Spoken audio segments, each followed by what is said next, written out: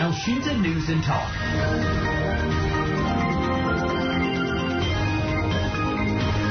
KPU RI mengeluarkan jadwal debat pada Pilpres 2024. Terdapat perbedaan pada format debat Capres dan Cawapres pada Pilpres 2024 kali ini dibandingkan Pilpres 2019, di mana debat khusus Cawapres dihilangkan. Ketua KPU Hasyim Asyari menjelaskan, hal itu dilakukan agar pemilih dapat melihat sejauh mana kerjasama antar masing-masing Capres dan Cawapres. Bagaimana penjelasan selengkapnya, kita akan jumpai Komisioner KPU RI Idam Holik. Daftar Pemilu 2024. Pak Idam, ini berarti benar ya memang untuk debat khusus untuk Cawapres memang dihilangkan Pak Idam ya? Pada kesempatan ini saya ingin menyampaikan pelurusan informasi kepada para pendengar Sonora di berbagai daerah. Radio El Sinta Pak. Radio El Sinta. Mohon maaf. Saya sampaikan kepada para pendengar Radio El Sinta di berbagai daerah di seluruh Indonesia. Berkaitan dengan hal tersebut ada penulisan story berita yang tidak tepat. Semalam Ketua KPU RI menjelaskan bahwa pelaksanaan debat pasangan calon presiden dan wakil presiden itu sesuai dengan norma yang tertuang di dalam pasal 277 ayat 1 Undang-Undang Pemilu beserta penjelasannya. Pelaksanaan debat itu dilaksanakan selama 5 kali dengan perincian 3 untuk calon presiden, 2 untuk calon wakil presiden. Undang-undang pemilu yang digunakan untuk pemilu serentak 2024 ini sama dengan undang-undang yang digunakan pada pemilu 2019. Seperti itu. Jadi pada dasarnya tidak ada perubahan. Nanti sampai ada debat ada muncul istilah, kemudian ada muncul debat Cawapres dihilangkan, itu bagaimana Pak ceritanya Pak?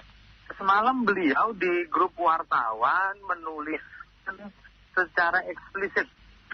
Beliau tegaskan itu sesuai dengan pasal 277 ayat 1 beserta penjelasannya di dalam Undang-Undang Pemilu serta pasal 50 ayat 1 Peraturan KPU nomor 15 tahun 2023. Iya. Jadi sebenarnya kita luruskan ya, berarti tetap ada debatnya 5 kali sesuai dengan Undang-Undang Pemilu, 3 Capres debat, kemudian 2 Cawapres masih ada debat. Iya, benar sekali Mas. Seperti itu. Baik. Ini benar berarti memang dipastikan memang akan ada debat begitu ya. Saya mohon izin agak kemudian memastikan kembali agar kemudian para pendengar yang sebelumnya belum terlalu mendengarkan, ini memang benar-benar ada debat begitu ya untuk Cawapres. Ya, kami berterima kasih Mas diberikan kesempatan untuk menyampaikan informasi yang sejenis-jernihnya ya. Gak apa-apa Mas, di highlight betul, terima kasih Mas malah. Iya, sebenarnya kalau bicara hak informasi para pendengar yang harus menerima informasi yang objektif, lurus, akurat. Sebelumnya kan sempat ini ya Pak, sempat berkembang adanya debat yang berbeda, bahwa yang berkembang itu adalah debat khusus Cawapres dihilangkan. Barangkali Pak Idam mengamati hal ini, apa kemudian yang sebenarnya terjadi sampai kemudian muncul kata-kata debat khusus Cawapres dihilangkan? Bahkan beberapa media yang lain juga ada yang mengutip pernyataan Ketua KPU ya, seperti itu. Ini bagaimana Pak?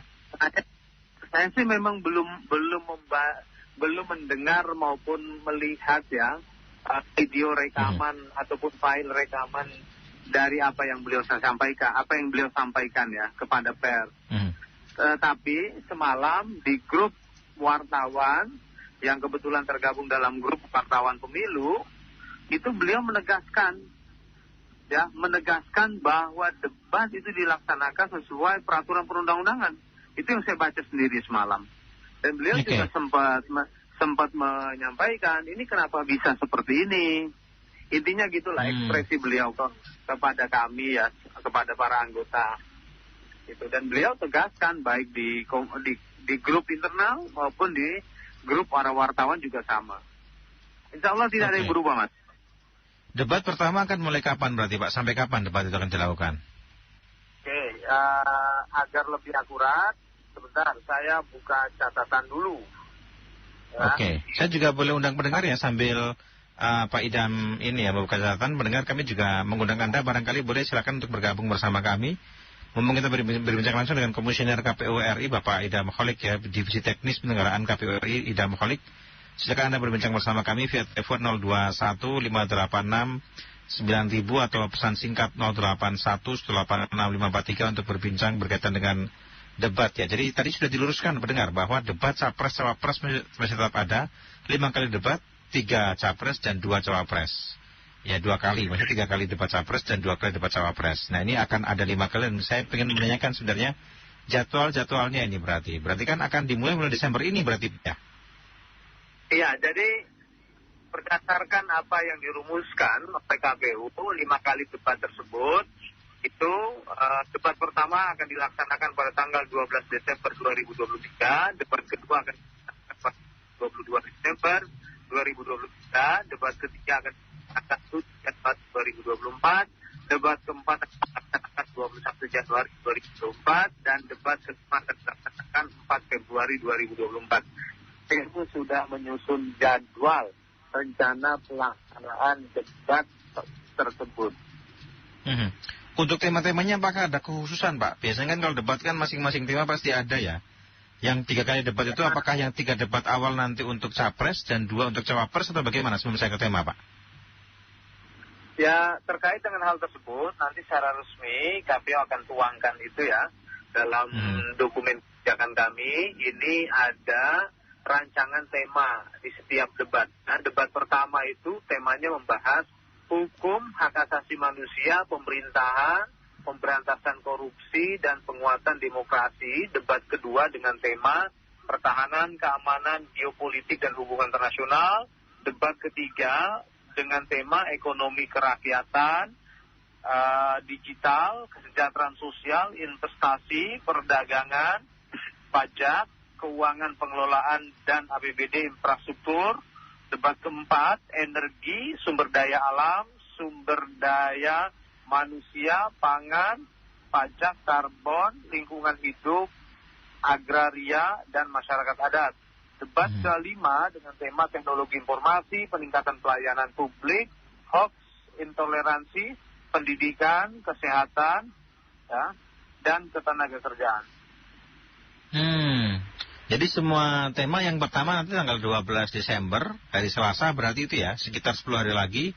Ini lebih ke hukum HAM, pemberantasan korupsi, pemerintahan dan juga penguatan demokrasi ya. Hukum HAM demokrasi nanti akan dibahas pada debat pertama itu ya Pak? Iya, seperti itu Mas. Tapi kalau untuk jadwalnya kira-kira mana yang akan dilakukan capres dulu atau cawapres, gilirannya kita belum tahu. Ya, nanti secara resmi KPU akan menyampaikan hal tersebut. Begitu ya. Kalau untuk penyelenggaraan debat capres-cawapres ini nanti masyarakat bisa mengakses kemana Pak? Apanya Mas? Berkaitan apa? Masyarakat bisa mengakses kemana? Apakah seperti biasa? Kalau masyarakat nanti ingin menyaksikan debat ini, bisa kemana nanti masyarakat? Debat ini akan disiarkan secara langsung, baik oleh media siaran, seperti televisi ataupun radio, dan kami juga akan menyiarkan secara langsung melalui akun YouTube KPU Republik Indonesia. Oke, baik. Pak Idam, ada pendengar boleh ya saya sapa ya Pak Idam? Ada Pak Koko Handoko di Medan ini sudah menunggu Pak. Pak Koko silakan. Boleh. Ya, selamat siang Elsinta. Siang Pak Koko. Siang Pak Idam. Siang Pak Handoko. Jadi gini Pak, saya mau kasih usul.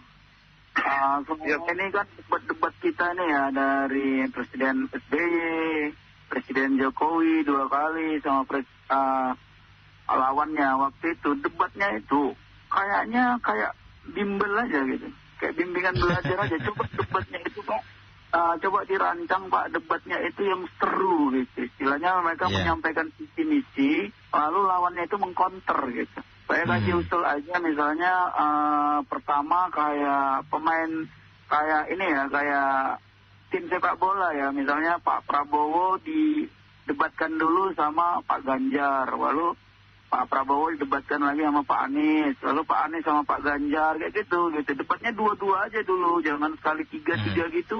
Memang selama ini kurang seru Pak Koko yang dilakukan pada debat-debat sebelumnya. Kurang seru gitu, karena mereka hanya ya saya setuju, ya saya begini, maunya gitu. Debatnya itu kayak di Amerika dong. Jadi kita kan istilahnya tersaji benar-benar pesta demokrasi, rakyat menikmati gitu. Debat ini hanya ini aja sebentar ya. Debat ini hanya apanya aja gitu. Judulnya aja debat capres. Tapi begitu debat nggak menarik, Pak. Jadi saya usul debat kita seperti di Amerika aja biar lebih lebih boom gitu, lebih bombastis dan rakyat juga bisa memilih yang mana yang ahli dalam bisa memimpin negeri ini gitu, Pak. Terima kasih. Oke. Baik, terima kasih ya Pak Koko ya. Ada lagi Pak Idam, ada Pak Agung Jakarta Selatan. Pak Agung silakan. Iya, selamat sore, assalamualaikum warahmatullahi wabarakatuh. Waalaikumsalam, selamat sore Pak. Iya, ini kan salah satu cara debat capres-cawapres ini untuk mengetahui kualitas dari para kandidat capres dan cawapres. Semakin tahu dia kualitasnya bagus mereka ini atau tidak, itu nanti salah satu caranya ya ini dari debat capres-cawapres. Jadi ini bisa membantu rakyat dalam memilih siapa nanti capres-cawapres untuk memimpin di masa depan. Kemungkinan seperti itu ya. Dan kalau bisa, usul saya itu kalau debat misalnya di bidang ekonomi dan lain-lain, itu yang sedang masalah sedang dihadapi negara saat ini. Dan misalnya penegakan hukum pilih kasih, ekonomi mikro rakyat banyak yang masih di bawah menengah atau sangat sulit. Pendidikan masih misalnya SPP gratis tapi pungutannya di negeri misalnya sekolah di universitas masih banyak, jadi itu memberatkan orang tua murid dan lain-lain sebagainya. Misalnya kesejahteraan rakyat juga belum bagus maksimal seperti itu lebih nanti membuat rakyat jadi tahu kira-kira mengatasi gimana para capres-cawapres nanti. Kemungkinan begitu. Terima kasih. Assalamualaikum warahmatullahi wabarakatuh. Waalaikumsalam ya Pak Agung dan juga Pak Koko tadi sudah berpendapat ya, tapi mohon maaf ini sepertinya Pak Idam terputus ya Pak Idam ya. Iya, terputus sepertinya. Nanti kita akan coba untuk menghubungi kembali Pak Idam untuk berbincang ya, untuk barangkali kita di sesi akhir ini ya menyampaikan apa tanggapan dari pendengar yang tadi sampaikan. Tadi Pak Koko menyampaikan debatnya kurang seru ya, pengennya yang kayak seperti di Amerika metodenya barangkali. Nanti kita akan coba tanyakan tujuan debat ini seperti apa sih sebenarnya. Kemudian juga ada Pak Agung tadi menyampaikan ya lebih ke mengarah ke topik-topik yang sepertinya lebih mendekat kepada rakyat. Masalah-masalah publik yang ada di masyarakat lebih diperdalam lagi kira-kira begitu. Ini kami masih akan mencoba untuk menghubungi Pak Idam Kholik untuk berbincang kepada Sinta. Tadi sebenarnya sudah dikonfirmasi. Karena memang beredar isu sebelumnya bahwa debat capres tidak ada. 5 debat capres, ada 5 kali debat. Kemudian ada ada gambaran, ada ini yang menyampaikan bahwa debat cawapres tidak ada, tapi ada 3 kali debat cawapres dan 2 kali debat cawapres. Kita sudah terhubung dengan Pak Idam Kholik. Pak Idam, mohon maaf terputus barusan Pak Idam ya? Ya, terputus, tidak terdengar. Oh, tidak terdengar tadi ya, baik. Baik, Pak Idam bisa disampaikan Pak Idam. Yang jelas apa sih debat ini esensinya Pak? Dan juga perlu nggak yang seru-seruan itu Pak debatnya Pak? Ya, kalau bicara tentang kualitas seru itu kan relatif ya Mas ya. Kita nggak bisa menyamakan antara satu halayak dengan halayak lainnya. Saya secara pribadi, menurut evaluasi personal saya, pelaksanaan debat di 2019 yang lalu, menurut saya menarik Mas. Cukup menarik. Dan di sana ada pendalaman materi atau yang disebut dengan rebuttal, yang dimana antar pasangan itu bertanya kepada pasangan yang lainnya, apakah benar misalkan, apakah benar visi Anda tersebut itu realistis misalnya, itu contoh saja ya. Itu ada Mas, karena memang esensi pelaksanaan debat pasangan calon presiden wakil presiden itu adalah pendalaman materi, visi, misi dan program pasangan calon yang diserahkan pada saat pendaftaran bakal pasangan calon presiden wakil presiden di rentang tanggal 19 sampai dengan 25 Oktober. Nah, kenapa ini harus dijalani? Karena undang-undang itu ingin memberikan pemenuhan hak informasi politik kepada para pemilih tentang bagaimana sih sebenarnya visi misi dan program mereka. Nah, mengapa demikian? Karena undang-undang itu mendefinisikan kampanye itu sebagai sarana pendidikan politik dengan cara menawarkan visi misi dan program serta citra diri pasangan calon presiden dan wakil presiden.